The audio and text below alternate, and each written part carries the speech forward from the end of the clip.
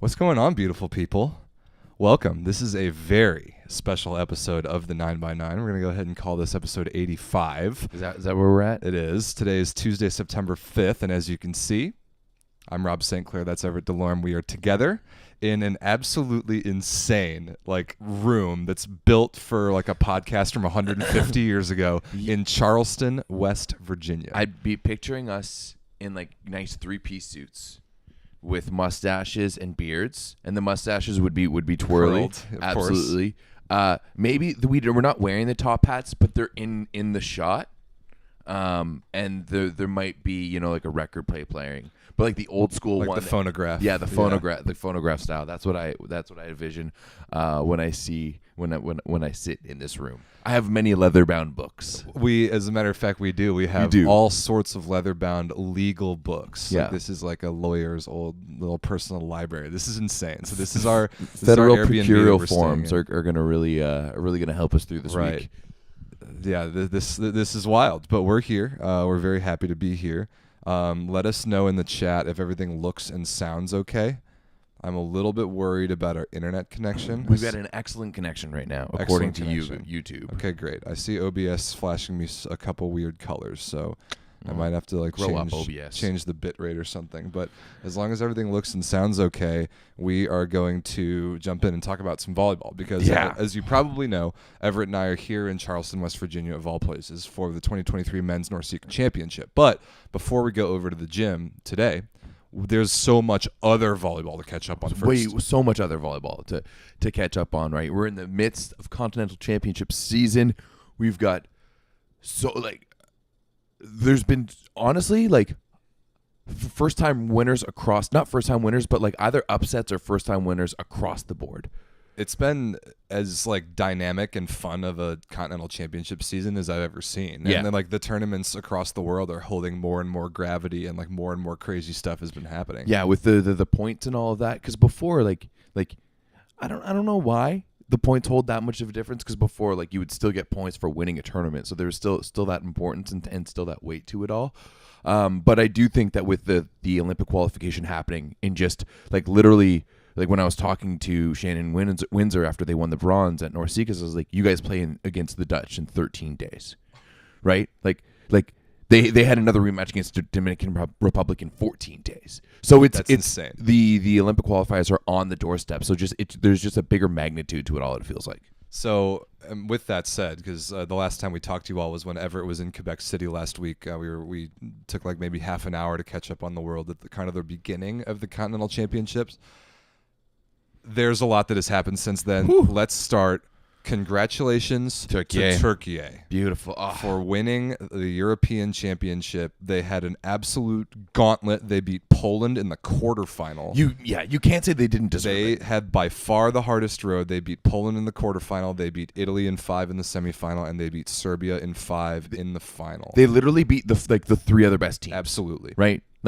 You can't, even though the Dutch beat Italy, you can't tell me that the Netherlands on a regular basis are better than Poland, especially with the way that they've been coming up. TÜRKIYE was so impressive. And there was a moment there in that semifinal where they seemed down and out, right? They got absolutely pumped in the third set against Italy. Against Italy.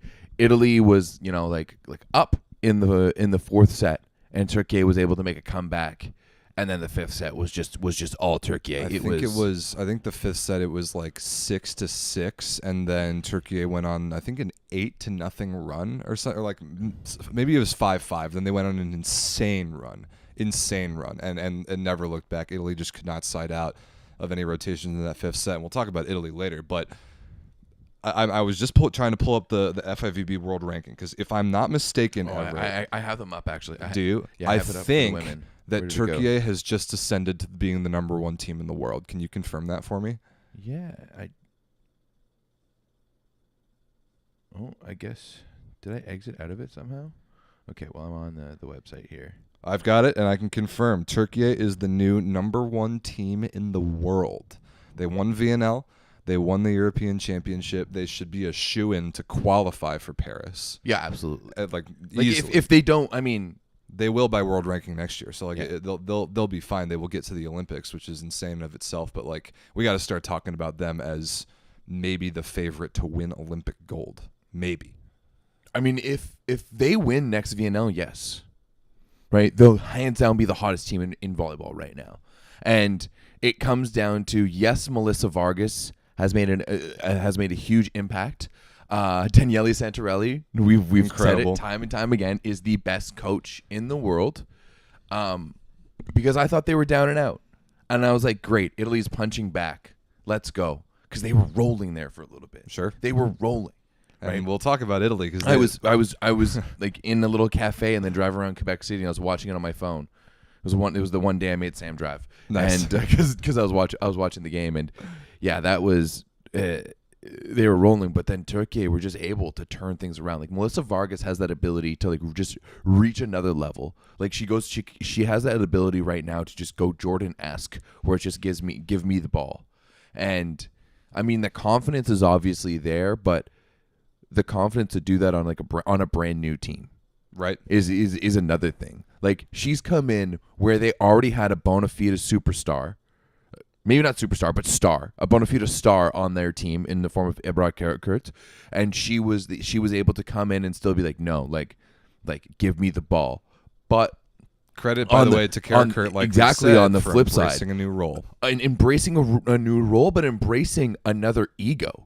Right, because there's so many people who talk, like even in still in like YouTube chats and in Instagram posts, people like Ebrar's a bad attitude, Ebrar's ego, blah blah blah, all this stuff. A lot of them being Italian, but like the fact that she was able to like check her ego and allow another superstar to come in like that was absolutely huge. And the fact that she can pass absolute nails, like absolute nails, the way she has been the most impressive, right? I think that is the underlying, because if she's not playing on the left side, if you just have Balladine and whoever else on the left side, it's just status quo. You're just getting maybe a slightly better arm on the right side there. But Ebrar's ability to pass nails has made all of the difference, and TÜRKIYE looks like the best team in the world right now. I think they do. So let's talk about the final, because this is an absolute heavyweight fight. Melissa Vargas versus Tijana Boskovic head-to-head.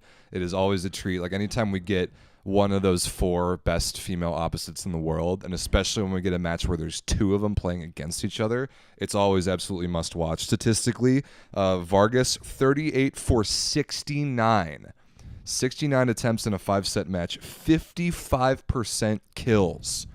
Boskovic on the other side, like almost as good, 34 for 73 attempts in a 5-set match, 47% kills. The CV doesn't list efficiency. I don't want to do the math right now, but like the difference to me, even though this match went absolutely down to the wire, it was as close as it possibly could have been. The difference to me is that TÜRKIYE has that one more weapon. And even though Ebrar Karakurt wasn't that good on offense, she was 9 for 27, but I think her presence makes a huge difference. Another massive shout out. Look at this. Zara Gunesh, 4 blocks and 11 for 11. I mean, 100% efficiency. And Eda Erdem wasn't that bad. She had 5 blocks and she was 9 for 16, right? Same. So you're getting 30 points in total out of your middle right there.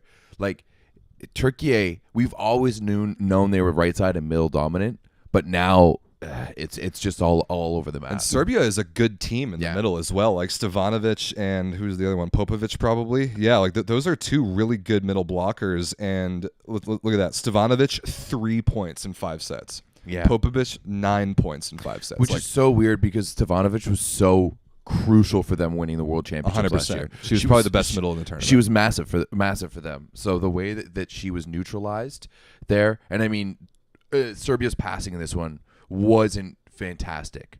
45% positive, 19% perfect. Not great for the women's game. Not great for the women. No, it's not. Numbers for the women's That's game. going to lead you to Chuck Boskovic a lot of balls, because another part of Serbia winning the World Championship last year was outside hitter play being very good. And this tournament, Eurovolley, I was noticing it was a lot less consistent. Like Busha was able to stay on the court the whole time, but let's see. Lozo got the start. Lazovic came in for. I'm surprised we didn't see Uzelac a little more. And as we'll talk about with a certain other team that took silver in a continental championship, termination ability from the left side is a thing in women's volleyball I want to keep a close eye on right now. There are very few teams, I think, that have an outside hitter that can legitimately score in terminal fashion. I think it's Brazil with Gabi, and honestly, it's Türkiye with Ebrar Karakurt. For better or for worse, at least she's ending points. Everybody else in the world, for the most part, is just getting dug over and over and over again. It's true. Alexa Gray, when healthy, that is. When healthy, yes. Shobi is the best team in the world right now.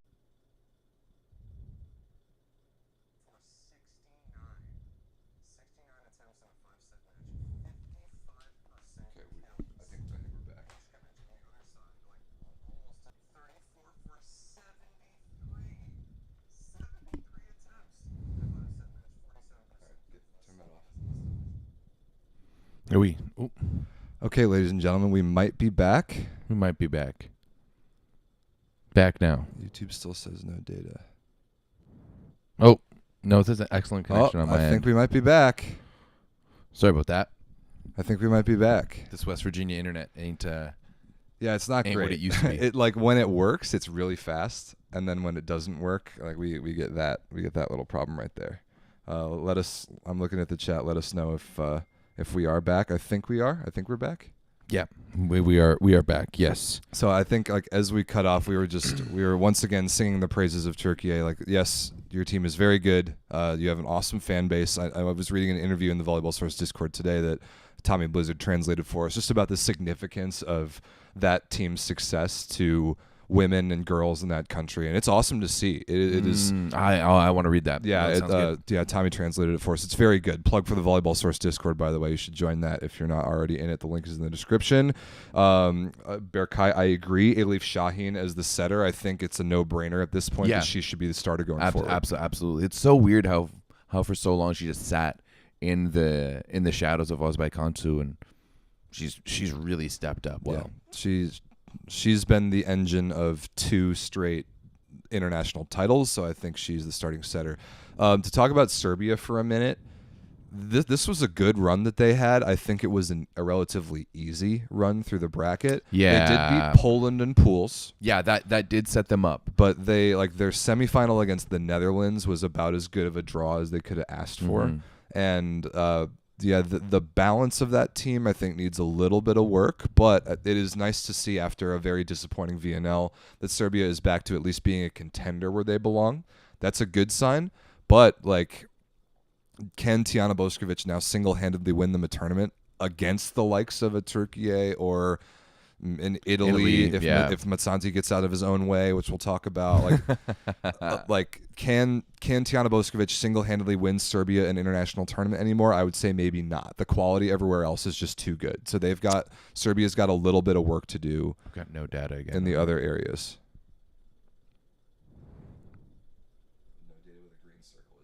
No data with okay, never mind. My bad. I apologize. I apologize for ruining your flow. It's okay.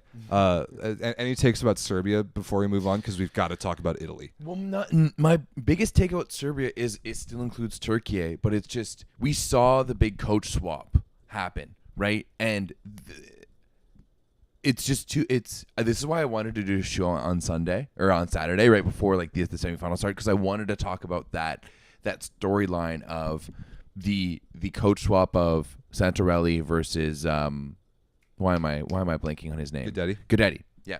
Just because that was so big, and I mean it really it came down to the wire. It was the closest possible margin possible. 15-13 in the 5th, right? That is the closest possible you can get.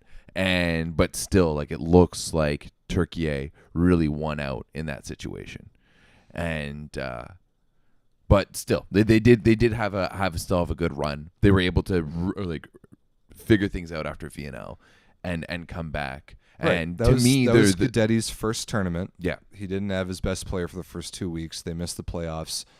So I was willing to give him a bit of length on the leash after that because it was his first tournament. This was better. This is more like the Serbia we expected, a little bit closer, but for a team that should be that good in the middle, they can't be getting destroyed statistically like that. Berkay is going off in the chat right now about being they must get better middles. Stevanovic, we talked about, she was one of the best middles in the World Championships last year. You don't need to get better middles, you need to get better play out of your middles. Yeah, exactly. It's just, I think that's just a one-time thing. So that's why I feel better about Serbia now than I did a month or so ago. Absolutely. Especially heading forward. I think this is still a team that can win. And if you're looking at the Olympics, you look at the next VNL, the next World Championships, whatever it is, like as long as they have this core, I think they have a chance to win. I agree. So, Everett, it is my pleasure to appoint a new King Stooge.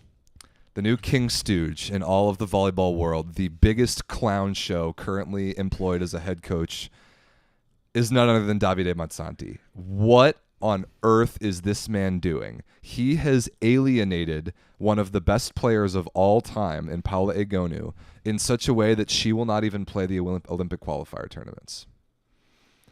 What? Yes, you heard me correctly. Paola Egonu will not be a part of the Italian national team for the Olympic qualifier tournament. Davide Mazzanti has alienated a generation of players that badly by not including Cristina Chirichella, Monica De Gennaro, and Caterina Bossetti on the roster, and then benching Egonu for the entirety of the tournament of Eurovolley. He has done such a bad job of roster management, and all the Italian fans can back me up on this. Hashtag Mazzanti out is trending significantly on signs in the arena and on social media and everything. This man is trying to single-handedly ruin one of the best national teams on the planet, and he's doing a pretty good job of it right now as Italy fails to medal at Eurovolley, getting 3-donged by the Netherlands in the bronze medal match. It's crazy how quickly that turned around. Like, there was a point there when they were crushing TÜRKIYE in the semis. I was like, oh, yeah, Italy's going to win this tournament. So I was in a NORCECA land all week last week. My ability to watch Eurovolley was negative. The only game I did watch was that semifinal, just so we're all clear. I do know that Antropova started that semifinal. She started every match. Wow. And in the bronze medal match, when Italy was already down 2-0 and down like decently in the third, then he brought Egonu in to try and save it. Honestly, I wouldn't be surprised if I kind of wish he'd just be like, no. Like, there's like stories of NBA guys doing that, like NHL guys doing that, like be like, oh, you're putting me in a garbage time, like after benching me. This, like, not gonna do it. Like, I wouldn't have been surprised if Egonu was just like, no, absolutely not, and like made sure that like they caught it on camera or something, because that would have been something else. Antropova doesn't even start for her club team.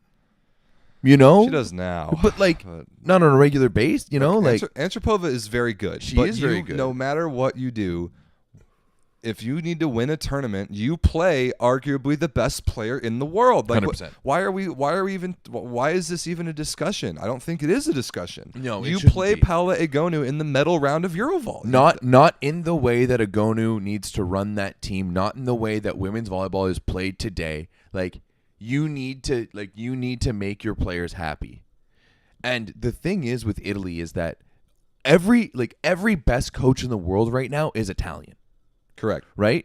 Every best coach in the world right now is Italian. Can you imagine how many coaches could take the reins of the Italian national team and do a better job than Mazzanti? Like, we know how Santarelli would, because we've seen it with Canigliano, right? We know that like he works well with Egonu. Like, we know that situation. We know he works well with Silla. Like, we know what it looks like. But so like the two of the best are off the table. Who do you go to next? Right? That's the big question. The Italian Federation is really, really messing themselves up for it. But that is unbelievable. Unbelievable. It really, to me, it really kind of puts a big question mark in which pool is Italy in. Oh, for Olympic quals, I don't know. We'll have to dig into the Olympic qual situation, especially before our NORCECA games today. But without Egonu, even with Antropova, who's very good, I think she's a top 10 opposite in the world. But she's not a top 4, maybe top 3, maybe top 2 opposite in the world. And that's what you need in women's volleyball right now. She's not in that upper echelon. No, she's not. She's very good player. But there is a big drop-off after Haak, Egonu, Bošković, Vargas. In whatever order you want, there's a big drop-off after those 4 players. Big? Thompson is almost there. No. Okay. Not at that level of those 4. And I do want to give credit, by the way, to the Netherlands, because in the bronze medal match, how often do we see it? The team that is disappointed to be playing for bronze never shows up. The team that is excited about the opportunity to win bronze is the team that looks more motivated, it wants it more, and plays the better match. That's exactly what the Netherlands did. Nico Dalderop was brilliant, 15 for 31. That's the best she's played in a long time. After sitting the bench most of the year for Vakifbank, I'm sure that's a good confidence builder for her. Indy Bayens in the middle, 10 for 16 with 2 blocks. Like the Netherlands deserved it. They played way better. I watched most of this bronze medal game, and it was in Brussels, Belgium, which is close enough to the Netherlands. Pretty good crowd. They wanted it way more. This match may we have to wait like almost a year to find out, but it may have qualified them for the Olympics because they got plus 12 points. And as I was breaking it down, basically with how everything is going to shake out with the Olympic qualification, because one team's already qualified, 12 teams go, 6 teams are going to be qualifying in a few weeks. That only leaves 5 spots left, and basically the race at the moment is between the Dutch, the Dominican Republic, and Canada. Because one of those spots will go to an African team. So there's really only 4 spots. And before it was the Dutch were in 10th. I think they're actually still in 10th. But that gap now between the Dutch and Dominican Republic and Canada is like 40 points. So it's the Netherlands are now 9th, Dominican 10th, and they're basically dead tied, and both of them are 40 points ahead of Canada. Yeah. And remember, you've got China and Japan. We'll get at least one Asian team, but both of those 2 teams have a pretty good chance to qualify. Yeah. Absolutely. So there's basically 4 spots for China, Japan, the Netherlands, Dominican Republic, and Canada, depending on the Olympic qualification. Yeah. So that was a massive win for the Dutch in that process. Huge. Now my only hope is that Italy has some issues and Mazzanti comes back and then the whole team leaves and they don't play and then they just lose all their VNL games and get knocked way down, and that bumps Canada up. That's what I'm hoping for now. Yeah, I'm joking. It's a reach. You were looking at that and like that was like a real scenario. No, I mean it could, but tracking every match that matters for world ranking next year, like after the Olympic qualifiers are over, it's going to be insane. Like that race for those last couple spots is going to be on both sides. Is going to be insane. We're going to have to make some graphics for that. That's going to be some fun graphics. It certainly will. Yeah. I mean, huge congratulations to the Netherlands. This was massive for hardware, Eurovolley, big deal. World ranking points, big deal. Beating Italy, no matter how and when you do it, is a big deal. But my goodness, Mazzanti, please just give up your job, dude. Please walk out of that door. Let somebody else do a better job here. It's like he's trying to get fired. And the thing is that the Federation defended him. That's the scary part. Whatever idiot is at the head of the Italian Federation defended Mazzanti and stood by him. No, like you make your players happy. You make your players happy, especially when that player is Paolo Agonu. Because she's like the way like right now, you need a player like Paolo Agonu to win. That's a fact. It's a fact, right? I think the USA's inability to win since the Olympics, since those like in the past 2 years, has really shown that you need a dominant, dynamic arm on the right side to really push you through. Vives. Ronnie says Mazzanti equals Vives. Oh my goodness, that's as harsh a comparison as you could ever receive in the volleyball world. Yeah, absolutely. Is this anything else to say about Eurovolley women's? No, I do have one thing to say. I want to give a shout out to Brussels because that looked like a vibe. Looked sick. That looked sick. It looked really well done. This was no Shreveport Bossier City scenario. It looked really, really well done, and yeah, you guys showed up.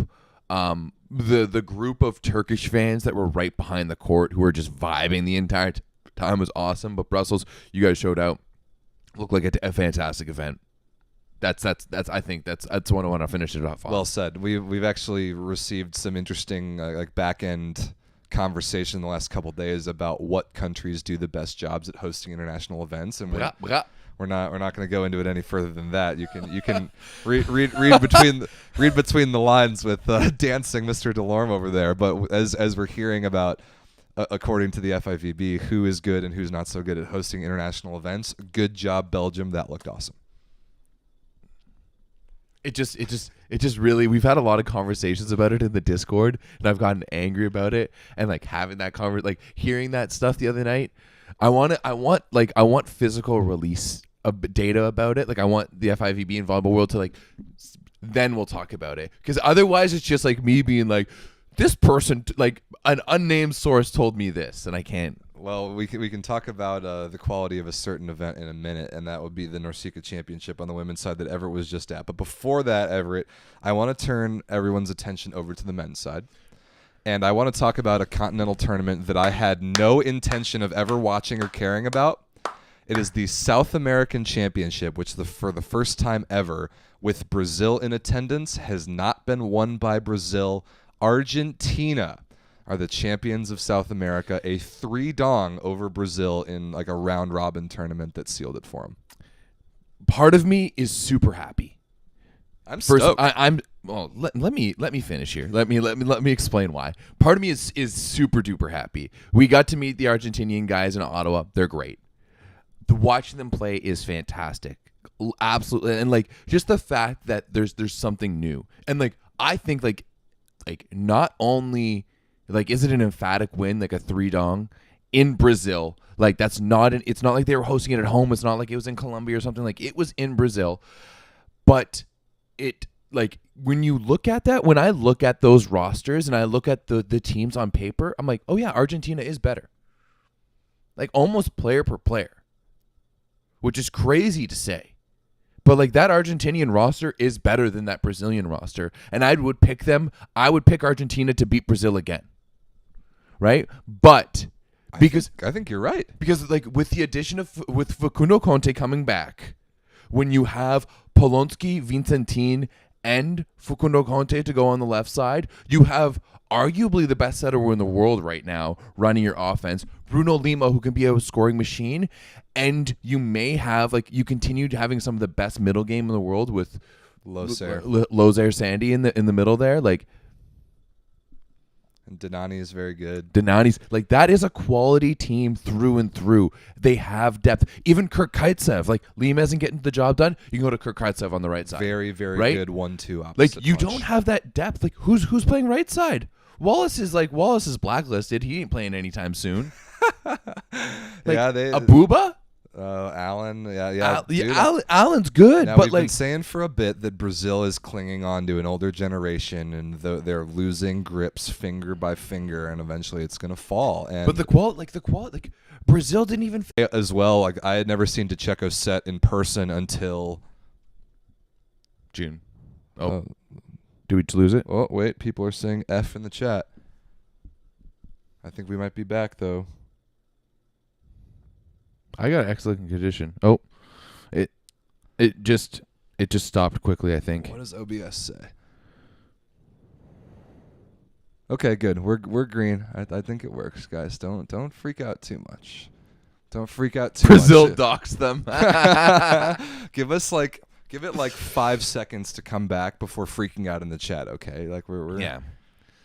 We're probably gonna limit the amount of shows we do because we have a hardwire internet at the venue. Right. We will not have any internet issues whatsoever. I think I do want to use this room though. I think we should record. We should record. We should record here. Anyway, and maybe a certain other thing that we're gonna keep on the DL.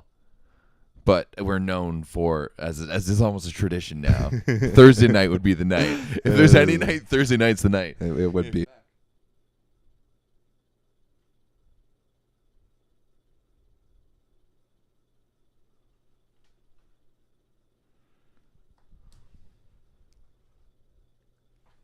Now it says excellent condition again. I think we're back.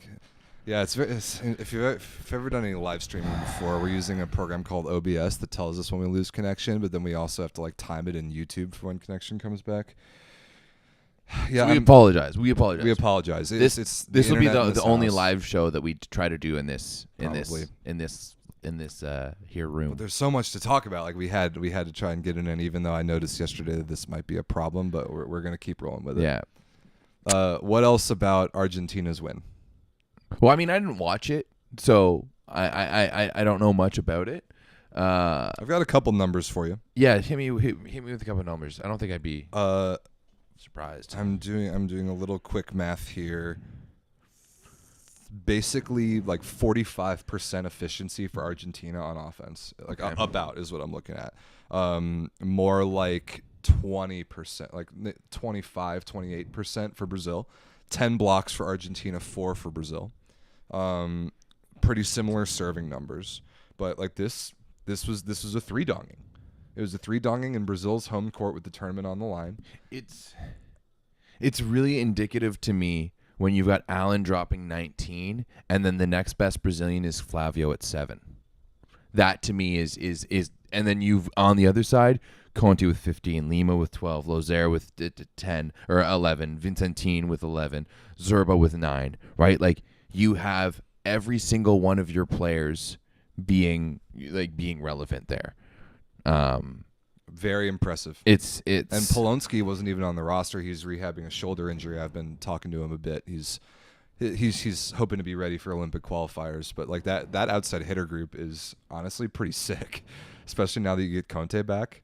Conte, Vicentine, Polonsky, Armoa, who's about to go to the Plus Liga, and then Martinez, the little guy who comes off the bench and like serves and plays defense. Like that's a very well constructed team. Yeah, and well coached too. Well coached. Yeah, Mendes is coaching circles around what's the Brazilian guy's name? Renan. Yeah, Renan Del Zotto, of course. Yeah. It sounds like another coach who might need to be relieved of his duties potentially. I'm seeing in the chat that the setting was bad for Brazil, both Bruno and Cachopa. And I almost wonder if, because for so long Cachopa, like I wonder if they've waited too long to release, like to get Cachopa going. But and it's funny because sometimes we see Bruno, like once or twice at VNL, we see Bruno be amazing. Yeah, but he's old. Same with Vermodena, but then he has games where he's terrible and like the team loses because of him. Yeah. I don't know. I wouldn't know what to do about that situation. No, absolutely not, especially since it's Bruno. It's Bruno. It's almost like Brady, which is interesting because they just met each other. Yeah, they did. Yeah, I saw that. I wasn't expecting to see that. Like Bruno hanging out with Tom Brady. Yeah, it looks like their management and Bernardinho was there too. His dad was there. His dad was there too. Apparently, he's a legend. I was talking to Bree King about him. Who, Bernardinho? Yeah. Oh boy. Because she loved him because she was playing for him in Brazil last year. Oh, this year. Bernardinho's coaching a women's team. Yeah, he coaches women. He coaches women down there. Cool. So I think that's it for South America. Congratulations to Argentina. Seriously. Yeah. I like that team a lot. I don't have the rivalry with them like Everett does. Whoa. I mean, couple quads. I don't even know if you'd call it a rivalry. We'd have to beat them once in a while for it to be a rivalry. Like I can't remember the last time we've lost to them a lot over the past decade. It's big of you to admit that. I'm willing to say that like we've lost to as many. We've lost to Argentina, like more than any other team in the past decade than anyone else. Next, Everett, let's talk about the event that you were at. Yes, let's talk about the Women's NORCECA Championship, and let's talk about my United States failing to win that stupid tournament. Yes. Well, okay. I think there's some blame that goes on the United States, yes. However, you know what? This tournament reminded me so much of the last NORCECA Championship that I was at, the men's in 2019 in Winnipeg. The one that Cuba won? The one that Cuba won, because it's the same thing where U.S. handles a Caribbean team in pool play, and that team turns around and beats them in the final, and also beats Canada in the semifinals. But I think first and foremost, you have to give a lot of credit to Dominican Republic. Fair enough. You were there. I was there, and I love Brenda. Oh, she's so good. Brenda Castillo. Brenda Castillo might be my favorite volleyball player to watch. I am not kidding you. The way she plays the game, it's leaving me speechless. Like, she is so damn good. The reads that she makes, how comfortable she is on the ball, her intensity play by play. Like, there's one ball that I remember falling and being like, she should have gotten that in the entire tournament that I watched her play, and how intense she was after she didn't get it, in a very quiet intensity. Like, she just grabbed the ball and she looked at it and she was mad at herself. And the coach didn't look at her at all because he knew that, like, you don't need to touch that tiger. She is unreal. Like, she won MVP for good reason. But that team, when they are on their game, in a game where it matters like that, that team is dangerous. And they are the one team that doesn't need a big physical opposite, because their entire team. Their entire fucking their entire not Braylon, the other Martinez on the left side is an absolute monster. Like, and they have so much depth. Like, the fact that you have Bethania de la Cruz to go to on the bench. Like, you have Gonzalez, you have Isabel Pena, you have the Martinez sisters. Marte is a fantastic setter. I don't think she's given nearly enough credit in the international sphere of how good she actually is and how well she runs that offense. Maybe it's just because the offense is so simple. It is simple, but she executes it really well, and she makes good decisions, and she has great hands. Like, was very impressed by her. That's a very good team. That is a very good team. And once they have a little bit of belief and once they have a little bit of momentum, they're very, very hard to beat. And that's exactly, like, you have to crush their soul, and that's what the USA didn't do. They didn't play terrible. That's just the thing, is that the first set was 25-12. Oh yeah, and that's exactly, they crushed their soul in the first set. The fact that we didn't, and then they let them off the hook. Right, we didn't step on their throats after that is a big problem for me, man. So somebody in the chat says that they're ready for my rant. Do you have a rant? Kind of. Now, I wasn't nearly as plugged into this tournament as Everett was being there, but there's a lot in this American women's team right now that is lacking. Terminal ability from the left side is lacking in a big way. You were saying that we saw really all 5 outside hitters over the course of the tournament. Well, you saw all 5 of them in the final. I saw at least 4 of them in the final, and nobody could score. Plummer came in to serve. I saw a clip today. I was like, okay, Plummer did get in. Okay, so that's a huge issue. Outside, even with Jordan Larson back, who was at this tournament and who started in the final, even with her back, the offensive production out of the outside hitter position post-Tokyo is a problem. More importantly than that, though, I don't know if I really like the mindset of this team. I don't think there is not a killer instinct in this team. There is not they are too focused on themselves. They are too focused on their own little bubble. They are too focused on the process. I think that winning is a skill, and this team doesn't have it. Winning is a skill, and this team doesn't have it. Winning a tournament is a skill, and this team does not have it. Like, think about what's happened since Tokyo. Not even fourth. 5th, losing to Serbia without their best player in last year's VNL quarterfinal. 4th at last year's World Championship. 4th at this year's VNL. And then you fail to win the NORCECA Championship with by far the best team there. Like, this, winning is a skill, and this team doesn't have it. They are too focused on the process when, unfortunately for them, whether they like it or not, winning is a skill, and they don't have it. You can't just, play decent volleyball and focus on yourself, and then once you get to the Olympics, expect to have winning become a skill that you have. Winning needs to be a habit. Winning needs to be a habit. You need to learn how to win tournaments. That is a learning curve. That is a skill, and this team doesn't have it. And the lack of killer instinct is a problem. You cannot beat a team 25-12 and let them back into that match in a final. You cannot do that. You cannot beat a team 25-12 and let them back into the match. It reminds me of one of my least favorite matches of all time, when the U.S. men beat Italy 25-9 in an Olympic semifinal and then lost the match. You cannot do that. Can't happen. Yeah, I mean, having seen them in play, I just it's tough to say. I don't know if any one thing is missing. I think you can kind of look at it that they've just fallen short, but they've fallen short a number of times now. A number of times. I've got a couple questions for you since you were there. Yeah, and you talked to some of the players. You did an interview with Karch Karai early on, early on after they embarrassed Costa Rica. Yeah. But practice. Even listening to him talk about that, he was very intentional about knowing exactly the scenario for Olympic qualifiers. He was clearly looking ahead to that. He was very transparent that they didn't really have starting lineup yet at that point. It was all over which the they place. still don't. Yeah. From your perspective, talking to Karch and looking at that team, does it feel like their roles are defined? Does it feel like people know what is expected of them in a given match? Because to me, it doesn't seem that way.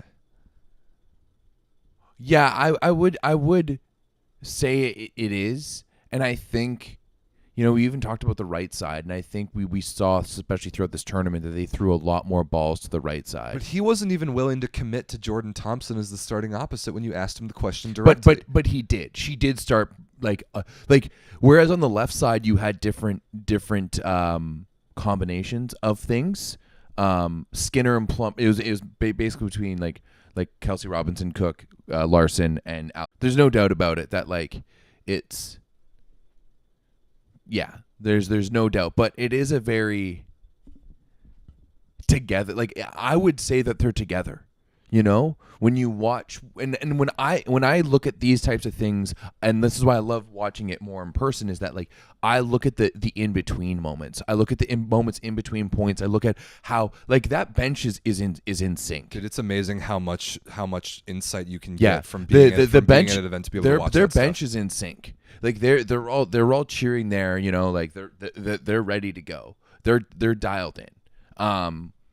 On the court, it does seem like even in the fifth set things would happen, and then there would be discussion, and they'd be looking up at the screen, they'd be watching it on the replay and stuff like that. So, part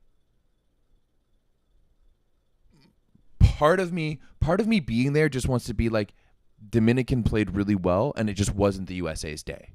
That's what part of me wants to say, but we've seen that too many times now, where we're starting to see that pattern. Well said. So it's tough. I don't think it's nearly as if you were. I think you would feel differently if you were there with me and had seen it. It feels different, and that's why I didn't get any interviews afterwards, because that was not a happy bunch. Good. It shouldn't be. That was not. And I had the privilege of, because I was waiting to do that kind of in between the end of the finals and the ceremony, and I was just kind of hanging. They were all standing in where my camera was, and of course I was just sitting there talking to the Canadian girls, and then I was talking to a few of the Dominicans and stuff like that too, and a few of the American players came over, Kelsey Robinson Cook came over, and she was talking to Alexa. They played together at Canigliano, and then the Athlete Unlimited girls between Jordan Larson, Bree King, and Bethany de la Cruz. It seems like they seem to go into tournaments without a results-based goal. I agree with that at this point. Oh, I fully think that they were there to win that tournament. Well, good. I think that they were disappointed that they lost the second set. Okay, is it back on your side? Yep, we're back. Oh, sorry, guys. Great. Ronnie, good idea. I did change the bit rate. Hopefully that is less taxing on the internet, but I do think it's just the network will decide that it will just not work anymore for about 30 seconds at a time. Yeah, it just kills it. Yeah, whatever. But yeah, I once again, I think you have to give a lot of credit to the Dominican Republic, because they put the pressure on, and but there was just these too many in between moments, too many missed serves in the fifth set for me. Rob, you would have been so mad. I wouldn't have been able to sit beside you. I love missing float serves. I wouldn't have been able to sit beside you. I would have been too annoyed. Love missing float serves. It's my favorite. But, yeah, I don't know. It's going to be a conundrum, I think. But you do, I do agree. Jordan Thompson needs to be more. And we've seen her do it. Jordan Thompson, she just needs to have a little bit more attitude with it. Maybe that's the one play with it all. I think that women's volleyball is too nice, and the USA is the too nicest of the bunch. I think they're way too nice. They are too nice. They are very nice. I would have, yeah. Yeah, I think there's a killer instinct missing, and I think that winning is a skill, and we don't have it right now. Right now, in this moment. Obviously, we have the talent to get there. We have enough Olympic winning experience on the roster to get back there, but I'm really Now, I think that we will do well in our Olympic qualifier pool. I think we're in Poland, and Poland is the only other like legitimate. You guys have a tough one. I don't know. I'll pull it up. Okay. I remember thinking that we would have no issues in that pool, even with Poland in it. But I'm not thrilled about the state of U.S. women's volleyball right now. Not thrilled. Okay, it's the most solid pool, but only Poland. And no, you have Italy too. We do? Yeah. Germany, Colombia, Germany, Italy, Poland, Slovenia, South Korea, Thailand, and United States. Uh-oh. Well, hopefully Matsanti keeps his job for another 2 weeks. Yeah. One thing, like, I do want to talk about Canada a little bit in this one. Absolutely. So bronze medal. Bronze medal. Honestly, a little bit disappointing. Alexa Gray did suffer a bit of a knee injury in that semifinal, and she was unable to finish that match. Talking to her, it looks like she's going to be good for it. It was just a bit of a tweak. I kind of got the impression, she didn't outwardly say it, but that had they won that semifinal, she would have played a final type of thing. We've all been there. But yeah, we all know what that's like. Yeah. Yeah, for sure. But you want to talk about a team that needs to learn how to win. It's Canada. We need to learn how to be in the winning seat. You guys, we play fantastic when we play from behind. Like in the semifinal against the Dominican, we led sets 1 and 2 at the beginning. Like the first set, we were up 8-4, and then went from being up 8-4 to down 12-9. And there was too many bad mistakes. Serve receive was not great this tournament. That's definitely somewhere that we need to get better on. Her serving wasn't as strong as it was in VNL, but there was too many times where we would put Dominican in a bad situation, and they would give a free ball and then we would left them off the hook. And there was just too many of these that just not having that killer instinct. And then Alexa goes down. And oftentimes, you see one of your best players go down and you expect a team to kind of fall, and instead they rise. And Vicky Savard came in and did a great job. And she's the only Quebecois Quebecois and French player on the team. So she came in and the crowd erupted and it was loud in there for her. And, she came in and got a big kill and they were going nuts. But it in the fourth, we were 8-8. And then Bethania de la Cruz goes back to serve, and then next thing you know, it's 18-10. Like she just served us off the court. Whoa! She was literally sideline ace, opposite side ace, like subbed out. We subbed out Vicky Savard, put in Mitrovic. She got ace twice. Subbed out Mitrovic. Like it was just bam, bam. Like she tore. And then the next thing, we lost that set 25-22 because Maglio went on a serving run. Like we played better when we were from behind. We make silly mistakes when we're ahead, and we play good volleyball when we're from behind. And it's just that mentality that needs to switch, because we're right there with the Dominican Republic. I don't know if we can put on the same pressure. I don't know if we can beat the USA like they can, right? But when we play them, our play style really, we can pick them apart really well. But we need to execute better. There's a lot of good things happening with that team right now. I'm continuously happy to see it, but it's a really tough tournament for us because we played one legitimate game. Right, that's a really tough part about a tournament like this. That and the one that we're at right now. Mexico and Puerto Rico. They had one opportunity, whereas the Dominican Republic was a little battle tested. Right, they did get punched in the mouth by the USA, and I think that matters. 100%, I think it matters. So I'm curious about 100%, the Canadian men if they have a similar experience this week, and we'll talk about that in our show that we do courtside later. But yeah, that's gonna be later. I really like a lot of what you just said. I noticed some of the same stuff with the Canadian women at VNL, that they're not very good playing from ahead, but they're capable of erasing any deficit and making a game close, but they're rarely able to make a comeback and win. They're just able to make a comeback and keep it close. And then the other thing is, and this is a good thing, is because Canadian women's volleyball has gotten so much better, we are holding them to a higher standard now. 100%. That was a disappointed, dejected group, right? 3 bronzes in a row. isn't good enough for this team anymore. Right? And that's a good thing. And it's a good thing. Absolutely. Like, coaches were not happy. Also Shannon Windsor is a gem. She might be my favorite coach to interview. Great interview. Because she just Bree King, also outstanding interview. Shannon Windsor just gives you the reels. She just gives you the real stuff. And she's trying to keep me on a leash and on a time limit, though. It's funny, but you can't keep Everett chained down like that. At one point, she was just like, "Coach, can I get a quick one with you?" And she looks at me, she goes, "Everett, they're never quick with you." Nice. We're ready for the same thing this tournament. Last but not least, tell me about the event, bro. Tell me about the event in Quebec City at Laval, bro. Best NORCECA I've ever been to, hands down. Best NORCECA. Quebec City, Laval, you showed out.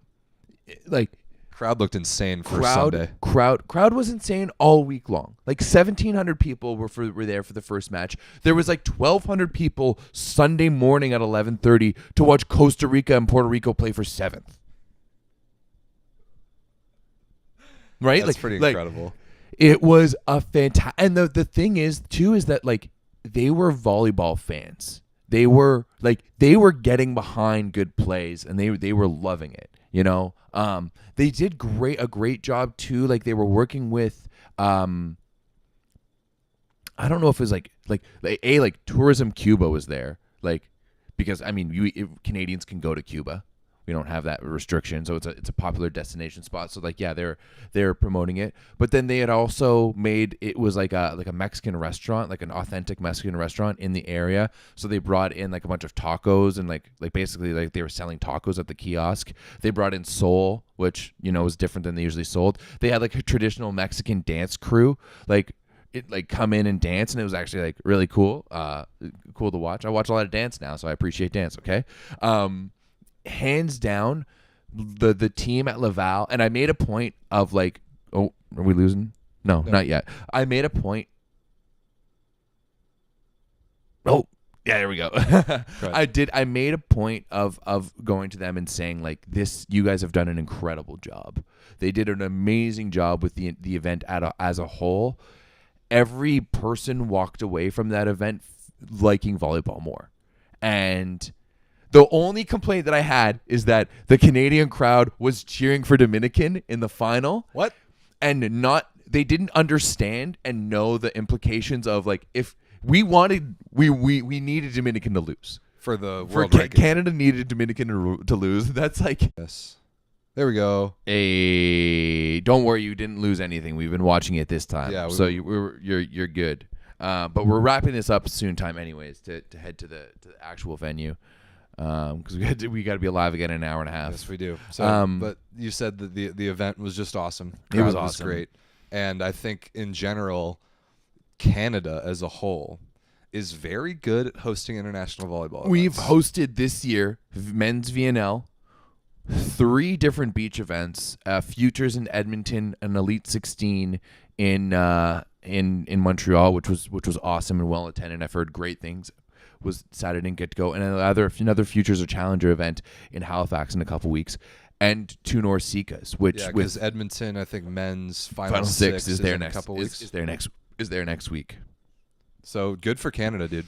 Yeah, it's Rob knows it may lead to some nice things. I do know, and I'm excited about that. It may. This is all like very like whew, like it could happen. But just that the fact that the discussions are happening of those things that could happen are kind of beyond my wildest dreams of when I started working in Canadian volleyball. Like the fact that these things could be happening in Canada for Canada, like Canadian volleyball in general, is impressive. And I think I actually have to like tip my cap to Volleyball Canada. Me too, dude. Like I've been really impressed with them the last those 2 VNLs that I've been to in Ottawa. Volleyball Canada, and then specifically the Silver Fox, Brad Moyer, and his right hand man Josh. Love Brad. They just get the job done. But yeah, overall fantastic event. I'm sad you weren't there with me. Our friends from VNL, the Montreal boys. Yeah, they were there. I love those guys. I actually have to look because apparently like There was this a time in the quarterfinal where the Mexican coach like got in his face and was like yelling at him, and so awesome. Yeah, I was getting chirped big time by some Quebecois guys at VNL Ottawa when the USA was 3-donging y'all, and it was very fun. I had a great time. Oh yeah, JP was there. Yeah, one of the guys who was there, JP was there too. Love that guy. Yeah, actually, it's cool because his girlfriend, longtime girlfriend, is Kim Robitaille, who it was one of the setters. One of the setters for the national team, and they're both playing for the same club in Greece this year. Cool. Yeah. Really cool. Which is great. They're super happy about it. They left for their contracts on Friday, and he was playing for the men's team plays in the A2 division in Greece. One thing that we need to talk about, and it's just I want to know where Irvin and the boys went in Tel Aviv the night before they played Romania, because we all know that Tel Aviv is definitely a fun city. I've never been there. France losing to Romania 3-1 in a Eurovolley pool play match is one of the dumbest things I've ever heard. And somebody sent me a DM on Instagram after I posted it on my story. That is exactly the point. He said, I want to know what the party was like the night before. Yeah. What a stupid performance by France, losing to Romania in Eurovolley pools. Fortunately, France did rebound. They 3-donged Greece this morning. Yes. That match just ended like pretty recently. Ukraine's up on Spain. Yeah, so Ukraine is probably about to beat Spain. The Netherlands is probably about to beat North Macedonia. Belgium and Estonia just kicked off. And who knew how big this upcoming TÜRKIYE versus Israel match would be? TÜRKIYE has been bad. Yeah. Burkai. What now? You think your team's going to make it to the VNL playoffs? You can't even make it out of pools in Eurovolley. You want to talk out here? Your team did get 3-donged by a team that lost to Denmark. Yeah. No, sorry, that's China. TÜRKIYE did lose to Denmark last year. Can't be doing that. Okay. There we go. There we are. My God. Sorry, we're almost done this. Yeah, this is so annoying. This is annoying. It's there's nothing that we can do about it. It's just the internet in this house just stops working every 30 seconds. What are people saying in the chat? F. Yeah. And people talking about did Portugal beat TÜRKIYE? Portugal won. Portugal's going to make it out of that pool. They are second, and so is Romania. Romania's going to make it out of that pool as well. Yeah, that's crazy. We can keep talking about the pools. Italy, Serbia, Germany in Pool A. Then fourth team will be probably either Estonia or Belgium. Belgium's bad, dude. Crazy. There's a while there where they were like kind of an up-and-coming team. Sure. You know? They just never made it through. Pool B, Slovenia is going to win. Croatia looks good. Bulgaria will probably survive. Bro, what's up with Ukraine? So Ukraine just won, so that game is over. They beat Finland, but in 5. Yeah. And whereas they beat Spain in 3 just now. Oh, they beat Spain. Okay. And they beat Finland in 5. So Ukraine, actually, yeah, that pool is over. Ukraine will advance. They beat Spain on tiebreakers. Crazy. They're both 2 and 3 with 6 points. So Ukraine's got them on set record. Yeah. So Ukraine will advance. Spain and Finland, sorry, you were out barely even after Spain beat Bulgaria. But it looks like Bulgaria is going to survive. Poland, Netherlands, obviously. And then probably North Macedonia and Czech Republic. Chalk in that pool.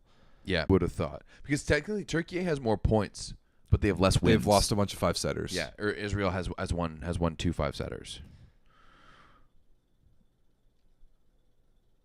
So, yeah, that's craziness over there in Europe for the Eurovolley. Yeah, I want to know what kind of party, like what Irvin and the boys were up to in Tel Aviv the night before that Romania game. Yeah, we should definitely see if we go buy an HDMI cord, and because we can watch some Eurovolley games on this TV. Yes, we can. So I actually think there might be one just back there, behind just the an TV. HDMI. Yeah, right, let's check it out. We'll check it out. I think, Everett, before our connection gets too much worse, I think we should wrap it up and get out of here. Yeah, we should wrap it up and get out of here. Let's go grab some lunch and some food. Head to the gym. We'll be live again in about an hour, just over an hour, for the tournament preview. Yeah, so about an hour and a half. We will be courtside. We will preview the entire men's NORCECA championship. All 7 teams that there are here in Charleston, West Virginia, and then we will be live, Everett and I both, on the call of match number 1 between Canada and the Dominican Republic in 3 hours. So in our lovely house in Charleston. From the venue, I promise our internet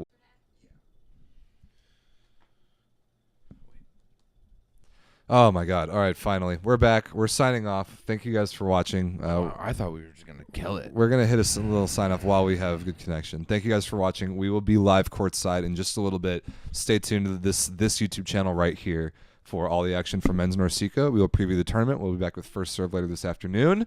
Let's do it. Peace. Bye.